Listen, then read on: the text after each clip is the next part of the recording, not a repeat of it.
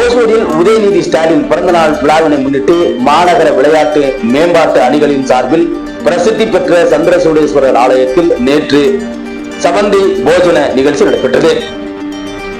இந்த நிகழ்ச்சியில் mayor S. Sathya கலந்து கொண்டு சம்பந்தி போஜன நிகழ்ச்சியை தொடங்கி வைத்தார். மேலும் இந்த நிகழ்ச்சியில் தலைமை செயற்குழு உறுப்பினர் எல்லோரமணி, துணை மேயர் ஆனந்தையா, பகுதி செயலாளர் ராமு, அணிகளின் அமைப்பாளர் சக்திவேல், ராஜா, மகேஷ் பாபு, லோகநாதன், ஹரிபிரசாத், ரத்தின் சிங், நசீர், ஷபீர், ரஃபின், முனிராஜ், அருண், விளையாட்டு மேம்பாட்டு அணியின் அமைப்பாளர் ராமமூர்த்தி, துணை அமைப்பாளர்கள் சீனிவாசன்,